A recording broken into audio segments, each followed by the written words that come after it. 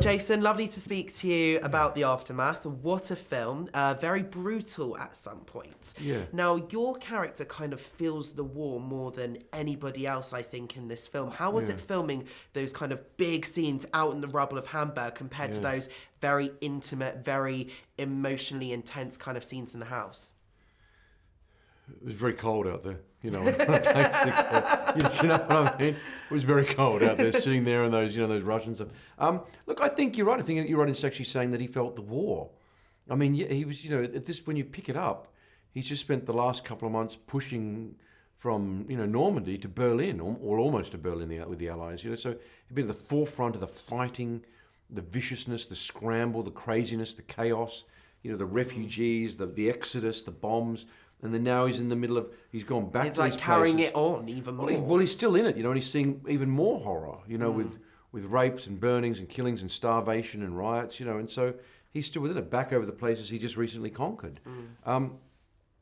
And yeah, he's out of touch with his wife, and any kind of intimacy and femininity and love and caress and tenderness and safety and that. And so it makes for a very wounded bull, with cuts and scratches and unpredictability, who's trying to, in the face of, after the fighting, I mean, literally the mess of starvation and children and legless people and, and the horror of what everyone's just committed.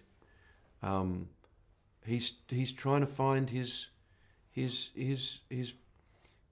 dignity, his grace, his humanness, having lost his child.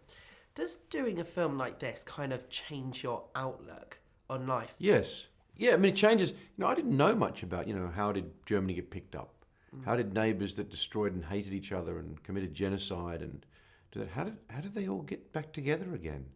I'd read about the war, and so yeah, it does change my perspective, and I feel much more grateful, or I'm less judgmental. I mean, we look back in history lovely now with some very rose-coloured hindsight glasses. But it's interesting to look back at history and for what it is and what it was to help us go forward. And, these men and women suffered way more than I'll ever suffer in my life, touch wood, and performed incredible acts. So it does, I feel more grateful. I feel more, knowledge is understanding.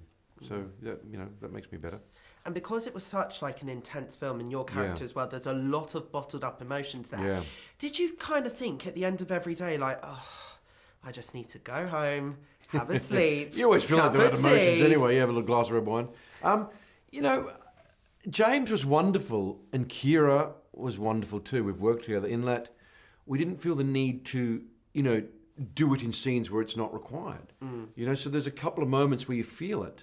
It's there inside you, but you don't, that when we get to that part, we'll let it out. We'll be there together. And when you've got a great partner, you're not like doing it all by yourself. Yeah. It's just a matter of being open and being energized and being there with somebody else to go, it'll come. The themes are universal. I mean, love and loss and hope. It's a very, at the end of it, I think it's a very optimistic film.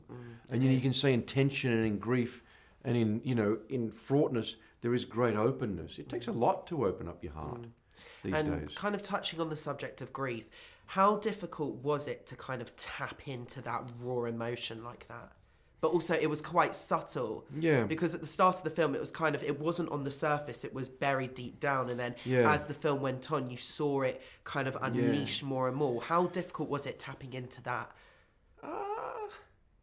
Well, look, you always, you got to perform. There's that scene. It's just like, if I don't get it, I'm really letting the story down here. Yeah. So there's a lot of pressure to perform at the right time.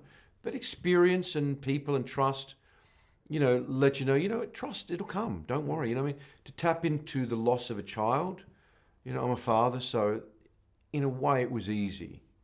Yeah. In terms of, it's not easy to get down and let that, cat out of the bag in front of a bunch of strangers and that, but in another way, emotion can be lovely, Do you know what I mean? Absolutely. It really can, and I hope that people in the audience can have a shared feeling. It's very easy to be cynical about these 40s and this past and history, but it's universal, and it's almost like a relief when it all comes out. It is, yeah. And it's not just when emotion and or feelings about loss come out, or love. It doesn't have to be. It's not like, oh my God, that's so. It's just not just heartbreaking. It's like it's who we are as people, you know. And it's what we hope for in our future, and that's why always the loss of a child will always, you know, our children are our future, and you've seen that even echoed with the German children now growing up in the ashes, no parents, no guidance, nothing, no food, you know. So, and you realise that there is going to be a generation of lost kids that will grow up to be adults. Well, this film is so complex, and Jason, it's been lovely to speak Thank to you you about man. it. Cheers. Lovely Thank you very to much. see you again. Lovely to see you.